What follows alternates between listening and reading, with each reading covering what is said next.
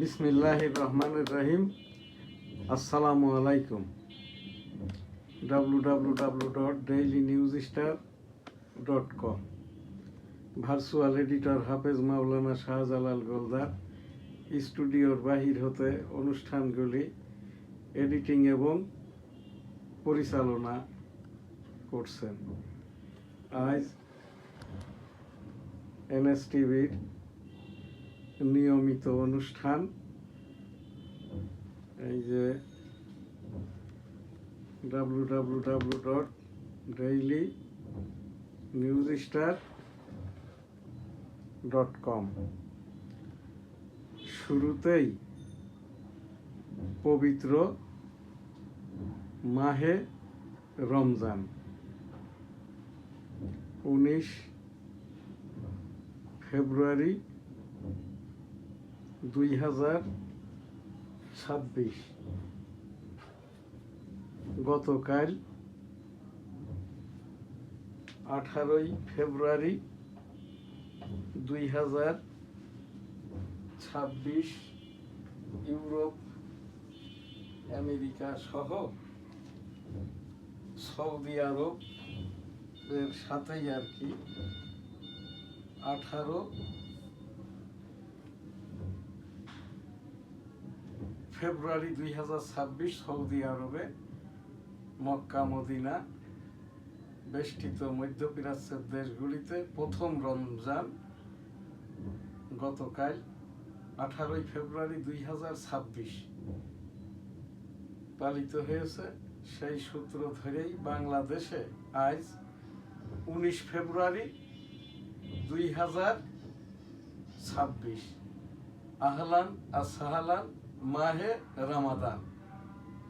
আজ 19 ফেব্রুয়ারি 2026 হতে NSTV নিয়মিত আর কি 29 বা 30 যেটাই রমজান হোক সেইটা আমরা এখান থেকেই আর কি ইস্তেগফার দুয়ার অনুষ্ঠানটা করব আর কি। মহানবী মুহাম্মদুর রাসূলুল্লাহ সাল্লাল্লাহু আলাইহি সাল্লাম এই যে বিদায় হজের সময়তেই আর কি বলেছিলেন, সামনের এই রকম বিদায় হজের ভাষণেই আমি যদি আর উপস্থিত না থাকতে পারি তখন কিয়ামত পর্যন্ত পাক কালাম হাদিস পাক এইটা টেনে নিয়ে যাবেন মুসলমানরাই, ইসলাম ধর্ম অবলম্বীরাই পাক কালাম হাদিসের আলোকে আলেম উলামাগণ, পীর মাশায়েখগণ, পীর ফকিরিগণ, আলেম উলামাগণ, আল্লাহওয়ালাগণ কিয়ামত পর্যন্তই আর কি এই যে মুসলমানরা ইসলাম ধর্মের মাধ্যম দিয়েই আর কি পাক কালাম হাদিসটাকে টেনে নিয়ে যাবেন। আলেম উলামাগণ, আল্লাহওয়ালাগণ, পীর মাশায়েখগণ, সেই হিসাব দিয়েই আর কি আমরা আজ এই যে পহেলা রমজান 19 ফেব্রুয়ারি 2026 NSTV নিউজ স্টার ভবন EPO অ্যান্ড এডিটর আমি M শাহজাহান আলী গোলদার www.dailynewsstar.com বাংলাদেশের একমাত্র অনলাইন ভিত্তিক রাষ্ট্রসংঘ নিবন্ধিত news portal. newsstar.com NSTV SA Goldar YouTube. সেই মাহে রমজান উপলক্ষে আর কি এবারই ব্যতিক্রম আমার, এবার আর কি এই যে মাহে রমজানের রোজাটা নিয়মতান্ত্রিকভাবে এই 44 পেরিয়ে 45 বর্ষে চলে এসো। তো এই জায়গাটাই আমাদের এই নিউজ স্টার ভবন NSTV স্টুডিও থেকে আর কি বরাবরের মতোই আর কি আজকে আমাদের রমজান উপলক্ষে প্রথমেই রাব্বুল আলামিনের কাছে লাখো কোটি আর শুকরিয়া। আমি ৩৫ বৎসরের আমলি পীর হিসেবে পিছনের ৪৪ বৎসর অর্থাৎ এবার আমার আজ ৪৫তম রমজানের নিয়মতান্ত্রিক যে রোজা সেইটার আর কি ৪৫তম বর্ষে পদার্পণ, পীর মুরিদিরও ৩৪ পেরিয়ে ৩৫ বর্ষে পদার্পণ। এই জায়গাটায় আমি কোনো মুরিদ করি না। আমার ওই পীর সাহেব হুজুর ছিলেন মরহুম মাওলানা সৈয়দ শামসুর রহমান। ওনার এই যে কোভিডের সময়তেই ওফাত গমন হয়, এরপর থেকেই আমি দায়িত্ব প্রাপ্ত হলেই আমি এখান থেকে শুধু ওই যে ইস্তেগফার দুয়ার অনুষ্ঠান, আল্লাহ আল্লাহ জিকির এবং বিশেষ এই যেমন রমজান মাসের আমাদের এখান থেকে ইস্তেগফার এই দুয়ার অনুষ্ঠানটা হবে আর কি। আমি এখানটা আজকের যে কথাটি বলবো রমজান উপলক্ষে, আমাদের এই দেশের কিছু মানুষ জায়ান ইহুদিদের, কাদিয়ানিদের মাজাহেবি নামে, ওহাবি নামে সৌদি আরবের সাথে মিল রেখে সেহেরি করে, ইফতার করে। এইটা কিন্তু মহানবী মোহাম্মদুর রাসূলুল্লাহ সাল্লাল্লাহু আলাইহি ওয়াসাল্লাম যখন মেরাজ গমনের পর আল্লাহ তাআলার কাছ থেকে ৫ ওয়াক্ত নামাজ, রোজা ইত্যাদি নিয়ে এসছেন, তখন আর কি ওই যে নামাজের ওক্তটা ওই রকমই হবে, স্থান কাল পাত্র ভেদে যে দেশ সেই দেশের অনুযায়ী আর কি নামাজের ওয়াক্তটা হবে। অর্থাৎ সৌদি আরবেও আমি দেখেছি, আমি দশককাল পূর্বে যখন আল্লাহর ঘর জিয়ারা করতে, রসুল সাল্লাল্লাহু আলাইহি সাল্লামের রওজা জিয়ারা করতে গিয়েছি, তখনও দেখেছি আর কি মক্কা থেকে মদিনাতে আর কি এই যে নামাজের, বিশেষ করে মাগরিবের নামাজে আর কি ওই সিজন ভেদে ওখানে আর কি ৫ থেকে ৭ মিনিটের একটা কম বেশ হয়। এবং সৌদি আরবের যে রাজধানী মক্কা মদিনা থেকে এখানটায়ও নামাজের সময়ে আধা ঘন্টা থেকে ১ ঘন্টার হেরফের আছে। আমাদের এই দেশের যারা এই যে টাকা পয়সা নিয়ে সৌদি আরবের সাথে মিল করে ঈদটা পালন করে থাকে, এরাই কিন্তু তাবলিগকে খণ্ডিত করেছে। প্রত্যেকটা মসজিদেই আর কি ওই যে আকামতে, নামাজের টাইমে, জুমার নামাজে, এই জুমার নামাজ বাংলায় খুতবা পড়ায়, এইগুলো করে থাকে আর কি। রাব্বুল আলামিন এইগুলো যারা করে তাদেরকে হেদায়েত দান করুন, আস্তাগফিরুল্লাহ, আমিন।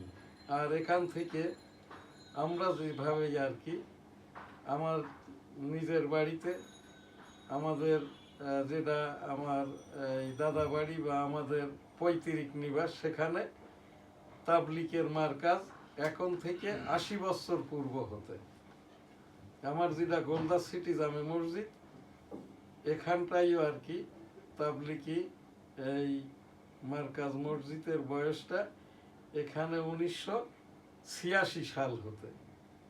তারপরেও সেটার বয়স একেবারেই আর কি এখানে এই ৪০ বছরের মতো। আমাদের এই যে গোলদা সিটি জামে মসজিদে ঈদের জমাতটা আর কি সিঙ্গেলভাবে যদি ধরা হয়, তাহলে আর কি এবার এই যে রমজানের ঈদের জমাতটা হবে ৪৭তম, এবং যদি কম্বাইন ধরা হয় তাহলে হচ্ছে এখানটাই আর কি ৮৭তম। তো এই জায়গাটায় কোনো ফেতনা ফ্যাসাদ ছিল না। এই যে তাবলিগ মারকাজের এই জুবায়ের মাওলানা এবং মামুনুল হক, এরাই তাবলিগটাকে আড়াই খণ্ড করে। এইবার তারা যখন রাজনীতিতে, গণতন্ত্রে জড়িয়ে যায়, এই মামুনুল, ওই যে জুবায়ের মহোদয় তো কাকরাইল থেকে রিটায়ার্ড করেছে, এবারের তাবলিগটাই আর কি এই এখনো পর্যন্ত হয় নাই। আমি এখান থেকে যে প্রচারটা করছি, বাইতুল মুকাররম কাকরাইলে নিয়মতান্ত্রিক নিয়মিত খতিব পেশ ইমাম দিলেই এই সকল সমস্যার সমাধান হয়ে যাবে। এবং এই যে তাবলিগের এবার বিশ্ব জমায়েত যেটা টঙ্গীতে হয়, এটা একক মুরব্বিয়ানায় এককভাবে বয়ান এবং একক দুয়ার মাধ্যম দিয়ে যাতে করে হয়, এইটা ধর্ম মন্ত্রণালয় বরাবর, রাষ্ট্রপতি সচিব বরাবর আমি এখান থেকে উপস্থাপন করে রাখছি। আমাদের এই বাংলাদেশে আমি 1971 সালের 265 দিনের মুক্তিযোদ্ধা, রিফিউজি ক্যাম্পে আর কি একটি রমজানের রোজার ঈদ, একটি কুরবানি ঈদ আমরা উদযাপন করেছি। কারণ আমরা তো এই চূড়ান্তভাবে ভারত থেকে বাংলাদেশে আসি 1972 সালের এই যে 22 ফেব্রুয়ারি।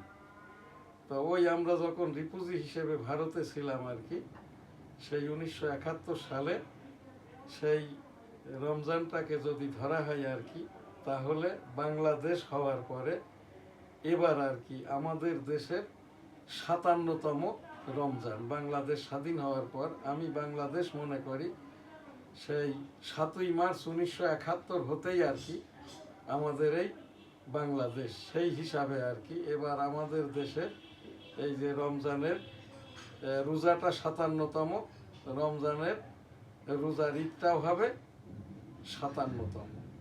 তো সেই হিসাব দিয়েই আর কি এই জায়গায় এখন 2024-এর ছাত্র জনতা সরকারের কাছে একটাই আর কি আমার এখান থেকে উপস্থাপনা আর কি, এবারের এই রমজানের ঈদের আগে দিয়েই আর কি যাতে করে 5.5 লক্ষ মসজিদে খতিব, পেশ ইমাম, সানি ইমাম, মুয়াজ্জিন, খাদেম এদেরকে যাতে করে আর কি রাষ্ট্রীয় একটি সম্মানের আওতায়, অর্থাৎ সাবেক এই যে শেখ হাসিনার সরকার যেরকম আর কি দাউরা হাদিসকে MA পাশের সমমান 560টি উপজেলা মসজিদকে জাতীয়করণ, এই তারেক রহমান সাহেবের সরকার যাতে করে আর কি মসজিদ ভিত্তিক এই যে খতিব থেকে খাদেম পর্যন্ত একটা সম্মানীর আওতায় আনে, জাতীয় গ্রেডে হোক বা সম্মানী আকারে হোক। প্রথমটাই আর কি শুরু করুক এবারের রোজার ঈদের একটি সম্মানী বোনাসের মাধ্যমে। এইটাই তো বলেছেন সাংবাদিক সাহেব? ঠিক আছে, এইটা আমি আমাদের সাবেক একাধিকবারের প্রধানমন্ত্রী বেগম খালেদা জিয়া, সাবেক রাষ্ট্রপতি জিয়াউর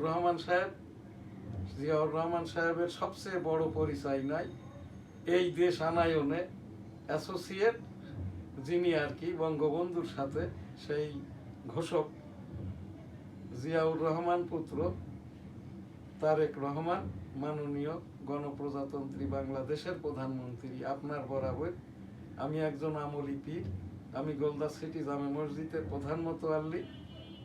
সেই হিসাব দিয়েই আর কি বাংলাদেশের সকল মসজিদের সকল ক্রাইটেরিয়ার, এখানে কোনো গ্রেডেশন নাই, বাইতুল মুকাররম বা ওই ইসলামিক ফাউন্ডেশন তালিকাভুক্ত নাই, সকল মসজিদের আর কি যেখানে ন্যূনতম পক্ষে ওয়াককৃত হোক বা দানকৃত হোক, এই 9 জনের ওপরে নিয়মিত নির্ধারিত ইমাম, মুয়াজ্জিন, খতিব, খাদেম রেখে আর কি নামাজটা পড়ানো হয় জুমা মসজিদগুলোকে, সেইগুলোকেই আর কি একটি এই খতিব থেকে খাদেম পর্যন্ত একটা সম্মানের আওতায় যাতে করে আনা হয়। এই 2024-এর ছাত্র জনতার সরকার, এই যে এর সাথেই 11টি ইসলামিক দল যুক্ত আর কি। জামাত ইসলাম কিন্তু জীবনেও ইসলামের কথা বলে না, কারণ এরা ইয়াজিদি মুসলমান। আর এবার তো বলেছেই আর কি তারা এই যে গণতন্ত্রের কাজটা করবে, সেই গণতন্ত্রের প্রথম যে কাজটা, সেই কাজটাই শুরু করে দিয়েছে, অর্থাৎ ফিতনা ফ্যাসাদ সৃষ্টিকারী। রাসূলুল্লাহ সাল্লাল্লাহু আলাইহি ওয়াসাল্লাম বিদায় হজের ভাষণে বলেছেন, যারা ফিতনা ফ্যাসাদ করার জন্য বাইরে বের হয় তাদের মুখ ভেঙে দাও। মুখ ভেঙে দেওয়ার অর্থ কিন্তু মুখে ঘুষি মেরে দাঁত ফেলে দেওয়া না, কথা বলতে না দেওয়া, গীবত করতে না দেওয়া, মিথ্যাচার করতে না দেওয়া। রাব্বুল আলামিন আস্তাগফিরুল্লাহ এই জামাত ইসলামকে হেদায়েত দান করুন, মামুনুলকে হেদায়েত দান করুন, আস্তাগফিরুল্লাহ, আমিন। এই মামুনুল কিন্তু ভোটে হেরে যেয়ে পাগলা হয়ে গেছে, সমানে গীবত করছে, মিথ্যাচার করছে। আমি মামুনুলকে বহুবার বলেছি, এখন আর বলবো না, এখন শুধু এই জামাত ইসলামকে বলবো,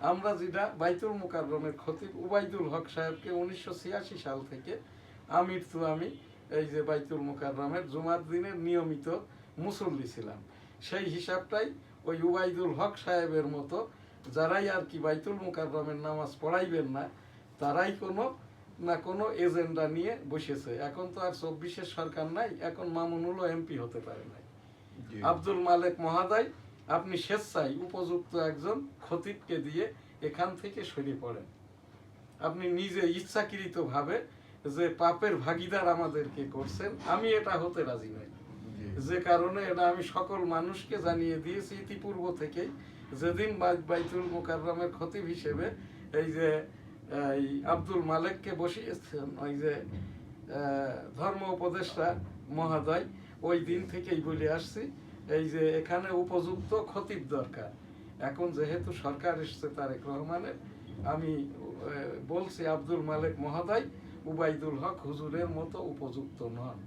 এই জন্যে বাইতুল মুকাররমে এখানে একজন আর কি উপযুক্ত এই যে খতিব নিযুক্তি দিয়ে আব্দুল মালেক মহোদয় আপনি এখান থেকে আপনার কাজে আপনি ফিরে যান। আস্তাগফিরুল্লাহ, আমিন, সুবহানাল্লাহ, আলহামদুলিল্লাহ, লা ইলাহা ইল্লাল্লাহু, আল্লাহু আকবার, ওয়ালিল্লাহিল হামদ, লা ইলাহা ইল্লা আনতা সুবহানাকা ইন্নী কুনতু মিনাজ জালিমিন, রব্বানা আতিনা ফিদ দুনিয়া হাসানাতাও ওয়া ফিল আখিরাতি হাসানাতাও ওয়া কিনা আযাবান্নার, রব্বানা যালামনা আনফুসানা ওয়া ইল্লাম তাগফির লানা ওয়া তারহামনা লানাকুনান্না মিনাল খাসিরিন, সুবহানা রাব্বিকা রাব্বিল ইজ্জাতি আম্মা ইয়াসিফুন ওয়া সালামুন আলাল মুরসালিন, আলহামদুলিল্লাহি রাব্বিল আলামিন।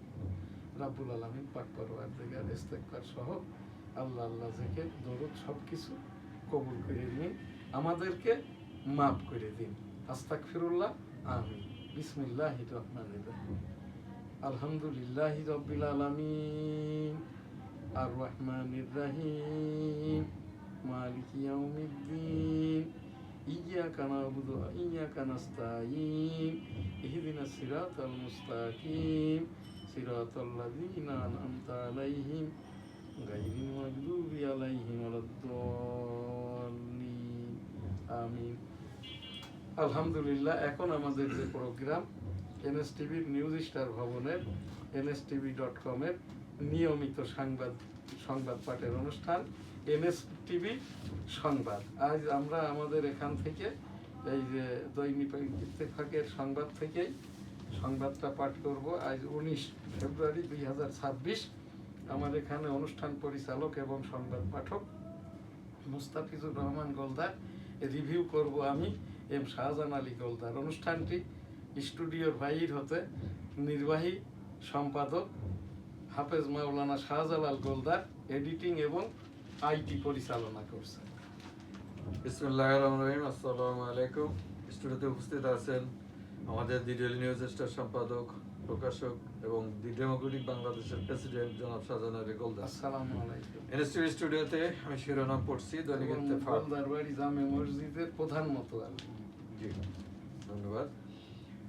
শিরোনাম পড়ছি, জনগণের শান্তি নিরাপত্তা ফিরিয়ে আনাই প্রধান অগ্রাধিকার। তারেক রহমান। নতুন সরকারের 3 অগ্রাধিকার নির্ধারণ। প্রধানমন্ত্রী তারেক রহমানের সভাপতিত্বে মন্ত্রিসভার প্রথম বৈঠক। জনগণের ইচ্ছাকে প্রাধান্য দেওয়া ও সব মন্ত্রণালয়কে দুর্নীতির ঊর্ধ্বে রাখার আমি এখানে একটা নির্দেশ। কথা বলি, জি, আপনার বিশেষ বিসিএস দিয়ে নয়, পিএসসির মাধ্যম দিয়ে ওই যে কি বলে সাব ইন্সপেক্টর পদমর্যাদায়, জি, সাব ইন্সপেক্টররা তো এখন প্রথম শ্রেণীর কর্মকর্তা, জি। না দ্বিতীয় শ্রেণীর দ্বিতীয় কর্মকর্তা, শ্রেণী। হ্যাঁ দ্বিতীয় দ্বিতীয় শ্রেণীর কর্মকর্তা পিএসসির মাধ্যম দিয়ে 1 লক্ষ জি, সাব ইন্সপেক্টর পরীক্ষার রেজাল্টের ভিত্তিতে। এখানে কোনো আর একটাই, এটা যেটা ফিজিক্যাল টেস্ট হবে, পুলিশ হওয়ার যোগ্যতা তার আছে কিনা, উচ্চতা দরকার নাই। জি, এইরকম যদি 1 লক্ষ সাব ইন্সপেক্টর নিয়ে দেওয়া হয়, ওই রকমটা ভাবে আর কি ওই মিলিটারির ভিতরে আর কি সহকারী পরিচালক পদমর্যাদায় আর কি ডিজিএফআইতে এবং এনএসআইতে এটা অপোশাকি আর কি আইন শৃঙ্খলা বাহিনী। জি। তাহলে হইলো কত? 1 লক্ষ 1 লক্ষ 1 লক্ষ 2 লক্ষ 3 লক্ষ জি। বিডিআর এর ভিতরে এখানটাই আর কি কনস্টেবল পদে 2 লক্ষ, জি। 5 লক্ষ, আর হচ্ছে পুলিশের কনস্টেবল পদে 3 লক্ষ। জি। এইটা যদি নিয়োগ দিতে পারে তারেক রহমান সাহেব নির্বাহী আদেশে, জি। কিরকম নির্বাহী আদেশ? যেরকম নির্বাহী আদেশে শেখ হাসিনা বেতন বৃদ্ধি করেছে, দাওরা হাদিসকে MA পাশের সমমান দিয়েছে, জি। তারেক রহমান সাহেব সরকার প্রধানমন্ত্রী হিসাবে এই রকমটা ভাবে সর্বশ্রেণীর মিলে আর 10 লক্ষর থেকে বাকি থাকে 2 লক্ষ, এর 1 লক্ষ আনসার আর 1 লক্ষ হইল village defence party, VDP. VDP. এই 10 লক্ষ যদি তারেক রহমান সাহেব যাকে নিয়েই পরামর্শ করতে চাবে তারাই বলবে এগুলো আর দরকার নাই, এর ভিতরে আওয়ামী লীগ ঢুকে পড়বে, এর ভিতরে শিবির ঢুকে পড়বে। এখন যদি ছাত্র দল এখানে লেখাপড়া নাই করে তাহলে তো তাদেরকে ছাত্র দলের জন্য ওপেন করে দিলেও তারা এই চাকরি পাবে না আর কি। জি। এইটার কোনো ভাবারই অবকাশ নাই যখন এই রকম ওপেনলি আর কি একটা প্রধান মন্ত্রী আর কি নির্বাহী আদেশে এইগুলো পদায়িত করবে আর কি। এই 10 লক্ষ সকল আইন শৃঙ্খলা বাহিনীকে এই দেশটা ভালো করার জন্য আমাদেরও পরামর্শ লাগবে না, স্বরাষ্ট্রমন্ত্রীকেও ডাকতে হবে না, তারেক রহমান সাহেব পুলিশ কমিশন যেটা আছে ওই যে স্বরাষ্ট্র মন্ত্রীর কি বলে এই যে প্রতিমন্ত্রীর পদমর্যাদা দিয়ে ওই যে এই পুলিশ কমিশনের চেয়ারম্যান মহোদয়কে যদি এই রকমটা করে দেওয়া হয় আর কি, জি। তাহলে এই জায়গাটায় এই দেশটা আইন শৃঙ্খলা ভালো করার জন্য বিদেশ থেকেও হায়ার করতে হবে না, ওই পুলিশ বাহিনীকে র্যাব করতে হবে না, আবার ওই র্যাব বাহিনীকে পুলিশ পোশাক বদল করে কম্বাইন বাহিনী করতে হবে না আর কি। এই কাজটা যদি করতে পারে তারেক রহমান সাহেব সব কাজের শেষ কাজটাই হবে। এর ভিতরে লুকিয়ে চুরিয়ে ওই যে যারা শিবির, যারা এই ছাত্রলীগের সাথে ছাত্র দলের সাথে লুকিয়ে চুরিয়ে আছে এরাও সব বের হয়ে পড়বে। জামাত ইসলাম আর গিবত মিথ্যাচারটা করতে পারবে না। এই যে 4 লক্ষ মহিলাই যথেষ্ট, জি। 4 লক্ষ মহিলাকে প্রতিজনকে 10 লক্ষ টাকা করে বডি ওয়ারেন্ট দিয়েছে, আর এই 4 লক্ষ মহিলাদেরই ওই 2 লক্ষই হচ্ছে জামাত ইসলামের ওই যে রুরাল পর্যায়ের যারা জামাত ইসলামের ওই যে সাথী সঙ্গী সমর্থক, জি। এরাই আর কি। তো এরাই এই গ্রাম অঞ্চলের মেয়ে ছেলেরাই যথেষ্ট আর কি এদের বোরকা খুলে নেওয়ার জন্য। ওদের ওই 10 লাখ টাকার যে গহনা গাটি হাবি জাবি ঘর বাড়ি রং করেছে এগুলো সব ওই গ্রামের মহিলারাই আর কি। এখন কিন্তু অনেক সচেতন সাংবাদিক সাহেব। জি। তো এইটার জন্য মাননীয় প্রধানমন্ত্রী তারেক রহমান সাহেবকে অতটা আর চিন্তিত হতে হবে না। ধন্যবাদ। পবিত্র মাহে রমজান শুরু। আপনি জিজ্ঞেস করছেন না এই জি। কাজটা না করলে কি হবে? জি। যা হবার তাই হবে না, যা হচ্ছে হতেই থাকবে। হতেই থাকবে। এর আগে আমরা বলতাম না যা হবার তাই হবে, জি। যা হচ্ছে এটা হতেই থাকবে। হতেই থাকবে কি মাঝখানে আর কোনো ডট নাই। প্রতি সেকেন্ডে, প্রতি মিনিটে, প্রতি ঘন্টায়, প্রতি দিনে, প্রতি সপ্তাহে, প্রতি 15 দিনে, প্রতি মাসে, প্রতি বৎসরে। 1 বৎসর ঘুরতে ঘুরতেই দেখা যাবে বিগত 1.5 বৎসরে তো এখানে গড়ে প্রতিদিন 30 জন করে আর কি এই যে মানুষ মারা গেছে আর কি। তাতে 500 দিনে এখানটায় 30 জন করে হলে 500 গুণ 30, তার মানে এখানটায় প্রায় 50,000 মানুষ এখানে নিহত, আহত, ইনজুর্ড এবং হয়রানি মবের শিকার হয়েছে আর কি। জি। তাহলে তারেক রহমান সাহেবের ডটবিহীন হতেই যদি থাকে সামনের 100 বৎসরে, এর থেকে আমাদের কমে আসার দরকার নাই। এতে যাতে পিলাস না হয় এই জন্যই আমি এই কথাটা, এটা কিন্তু আমার গবেষণার ফল। আমি 1987 সাল থেকে ওই যে এরশাদ তাড়ানো আন্দোলনের পরের থেকে আমার এই ডেমোক্রেটিক বাংলাদেশ। ধন্যবাদ। আর তারেক রহমান সাহেবকে আরেকটি কথা বলি, যারা জি। তাদের রাজনৈতিক দলটাকে বিলুপ্ত করে ধানের শীষ নিয়ে ভোটে না জিতে মন্ত্রী হয়েছেন, তারেক রহমান মহোদয় আপনার পিতা মরহুম এই যে জিয়াউর রহমান সাহেব, সাবেক আপনাদেরই কৃত যে রাষ্ট্রপতি ওই যে বদরুদ্দোজা চৌধুরী চট্টগ্রাম সার্কিট হাউসে পাশের রুমেই ছিলেন। জি এটা কিন্তু চাউর আছে, খবর আছে, প্রচার আছে। এখন যেটা বিএনপিতে যোগদানকারী কতিপয় ব্যক্তি এইটার কিন্তু সুরাহা করে নাই। সেই বদরুদ্দুজা চৌধুরীও কিন্তু জানতে পারে নাই জিয়াউর রহমান 1981 সালের মে মাসে কিল হয়েছে। জি আপনারই এই দপ্তরে আপনার তাদের তৈরি করা রাজনৈতিক দল বাদ দিয়ে তার প্রতীকটা ধানের শীষ নিয়ে তারপরেও জুনায়েদ সাকি জিততে পারে নাই, আপনি মন্ত্রী করেছেন। এরা কিন্তু রোহিঙ্গাদেরকে মায়ানমার ফেরত পাঠানোর জন্য আসে নাই। রোহিঙ্গারা যে জায়গাটাই আছে ওই জায়গাটাই আরাকান আর্মিদের দেওয়ার জন্যই জুনায়েদ সাকি আপনার মন্ত্রী পরিষদে ঢুকেছে। আপনি কিন্তু গণসংহতি আন্দোলনের নেতা উনি। গণসংহতি উনি কোন গণের সংহতি করেছেন? জুনায়েদ সাকি। আমি নাম ধরেই বলছি, এরাই কিন্তু তারেক রহমানের বৈষম্য নয়, এটা আমাদের 18 কোটি 17 লক্ষ জনগণের বৈষম্য। এই জুনায়েদ সাকি, ববি হাজ্জাজের পিতা একজন অস্ত্র ব্যবসায়ী, তাকে মন্ত্রী করা হয়েছে। সে তার দল বিলুপ্ত করে, এনডিএম বিলুপ্ত করে ধানের শীষের প্রতীকে মামুনুলকে, এটা মামুনুল হেরে গেছে। মামুনুলকে কিন্তু হেরে যায় নাই, মামুনুলকে হারানো হয়েছে। এসব কথা সবই এদেশের সকল জনগণ ইতিমধ্যে জেনে গেছে। তো ওই সেই জায়গাটাই আর কি আমার এই শেষ কথাটাই, এই যে আইন শৃঙ্খলা বাহিনীকে এবং এই যে এই ভিতরে যারা ঢুকে পড়েছে, এখনই তারেক রহমান সাহেবের সুযোগ।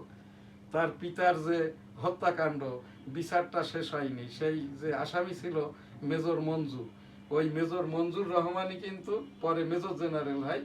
মেজর মঞ্জুই হচ্ছে 1971 সালের রণাঙ্গনের সেক্টর নম্বর 8-এর সেক্টর কমান্ডার ছিলেন, যেটা বনগা বেনাপোল। যে সেক্টর কমান্ডার মুক্ত অঞ্চল জায়গাটি আমার নানা ছিল, এখন আমাদের। তা ওই সেই মেজর মঞ্জুর রহমানই কিন্তু আমার সেক্টর কমান্ডার।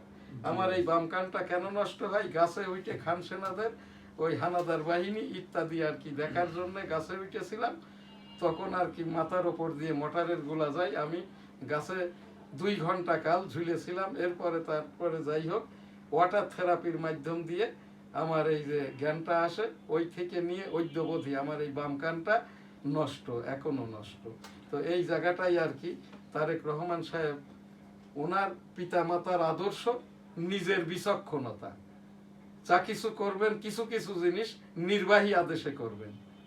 যেমন নির্বাহী আদেশে শেখ হাসিনা যত কাজ করেছে, পদ্মা ব্রিজ, এই যে মেট্রো রেল, এই যে দাওরা হাদিসকে MA পাস, বেতন বৃদ্ধি করা, কোনোটার উপরে কি কোনো অভিযোগ হয়েছে?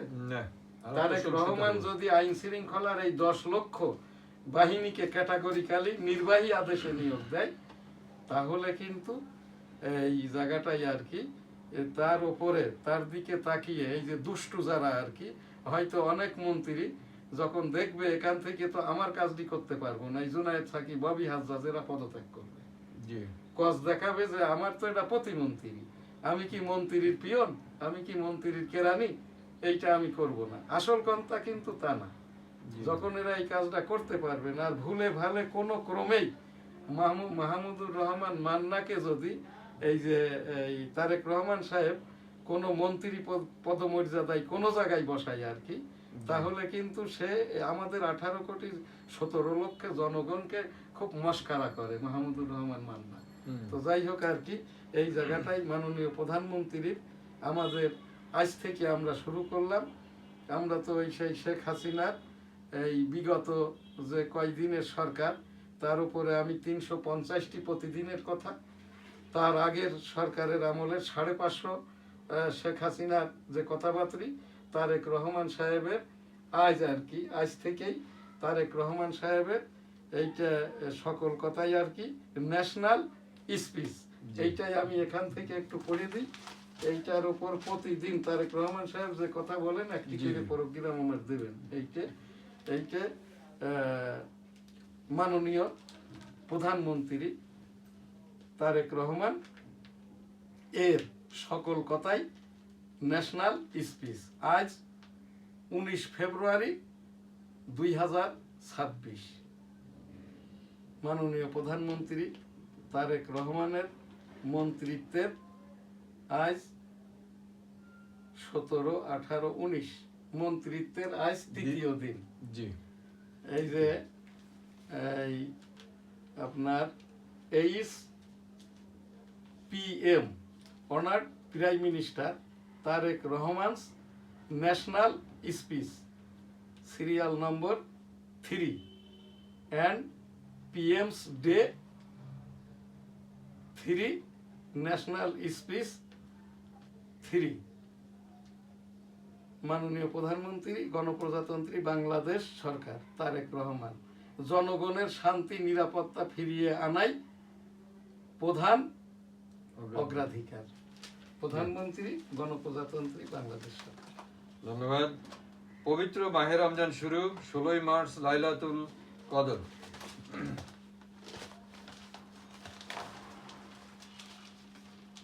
দ্রুত জেলা উপজেলা পৌরসভা নির্বাচনের ব্যবস্থা করব, স্থানীয় সরকার মন্ত্রী।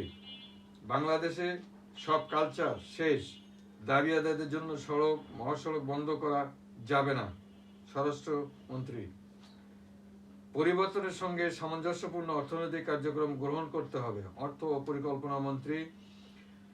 দেশের স্বার্থ বজায় রেখে সব দেশের সঙ্গে সুসম্পর্ক রাখতে চাই, পররাষ্ট্রমন্ত্রী। বিচারক শব্দের সঙ্গেই সততার বৈশিষ্ট্য জড়িত। এইসব কথাগুলি কিন্তু খুব গতানুগতিক। আপনি বিদেশের মন্ত্রীদের কথাবার্তা দেখবেন, জি, যেটা ঘটে, যেটার উপর স্পিচ দেয়, যেটার উপরে উনি কথা বলেন, সম্ভাবনার কথা মানেই কিন্তু গীবত, মিথ্যাচার, গুনাই কবিরা। যেহেতু তারেক রহমান সরকারের সাথে অপোজিশন হিসাবে আছে ইসলামিক রাজনৈতিক দলের বটগাছ, অর্থাৎ ইসলামিক রাজনৈতিক দলের বটগাছ। কেন বলছি? যে রাজনৈতিক দলগুলো এসছে, এগুলো ওই যে বটগাছের ওই যে শিকড় হয় না, জি, গাছ থেকে ঝুলে পড়ে, এইরকম শিকড়ের মতো স্থায়িত্ব তাদের নাই। কেউ কেউ নাম একটা দিয়েই 11 দলে ঢুকেছে আর কি। তো এটা বট বৃক্ষের ওই পাতার সমান আর কি। তো সেইটা বট বৃক্ষ যেমন পাতায় অনেক সময় ওই যে পানি নিবারণ হয়, ছিটে ফোটা পানি যখন বৃষ্টি হয় আর কি, কিন্তু যখন জোরে বৃষ্টিপাত হয় পাতা পুঁতি ছিঁড়েই কিন্তু নিচেই পড়ে। তা যদি কিনা আর কি জামাত ইসলামের বিরোধী দলকে, মিথ্যাচারকে এইরকম ভাবাবেগের কথাবার্তা বলে মন্ত্রীরা মনে করে দেশের জনগণকে, এই যে বৃহৎ একটি রাজনৈতিক দল, এই যে এখন শোনা যাচ্ছে যেটা, যাদের প্রায় ভোটই আর কি বিএনপির দিকে গেছে বলেই 200-র উপরে নিরঙ্কুশ সংখ্যাগরিষ্ঠতা পেয়েছে।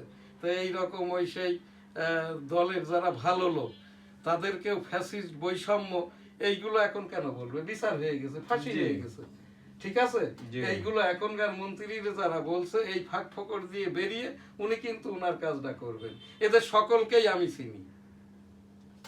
আমির খসরু মাহমুদ চৌধুরী ইতিপূর্বে বাণিজ্য মন্ত্রী ছিল, উনি বাণিজ্যের কি করেছে, আর যেটুক বাকি রাখছিল এটা আমাদের বশির করে দিয়ে গেছে আর কি, আজকে দুনিয়ার ছেলে আর কি।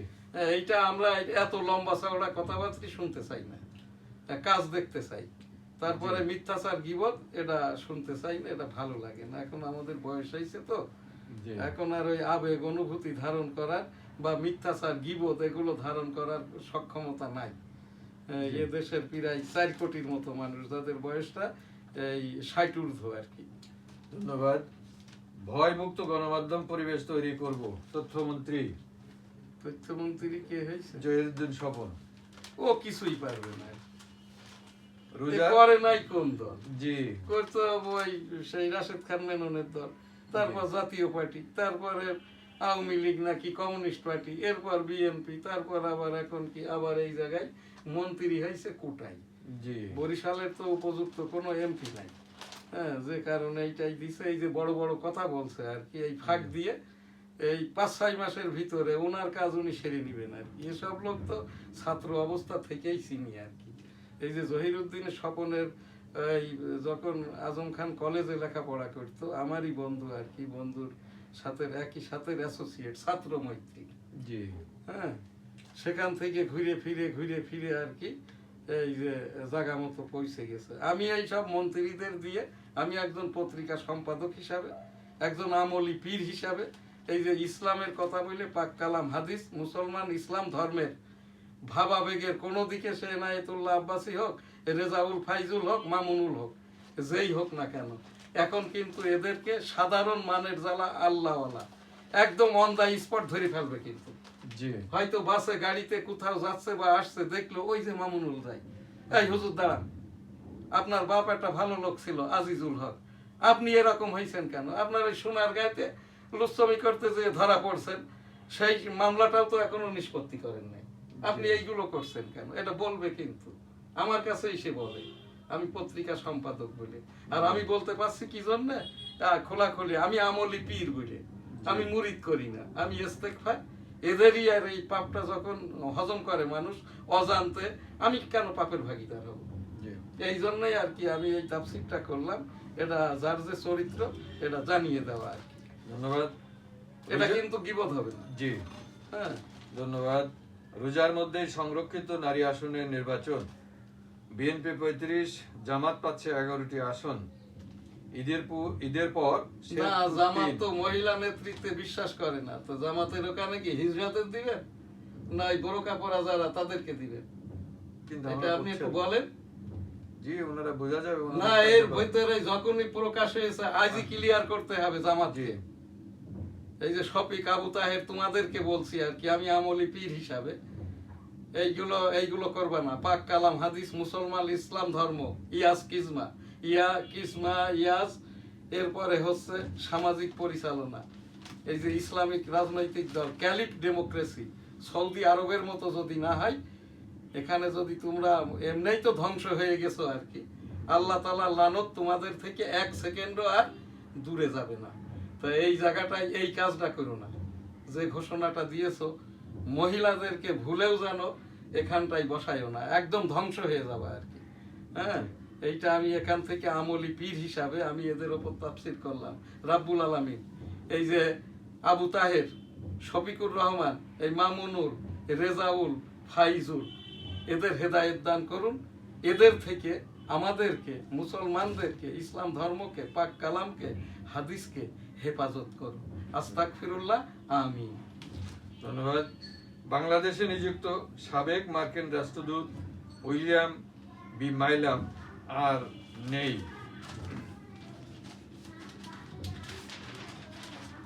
সরকারি গাড়িতে চড়ছেন না নতুন প্রধানমন্ত্রী, মন্ত্রিসভার বৈঠক সচিবালয়ে করার সিদ্ধান্ত।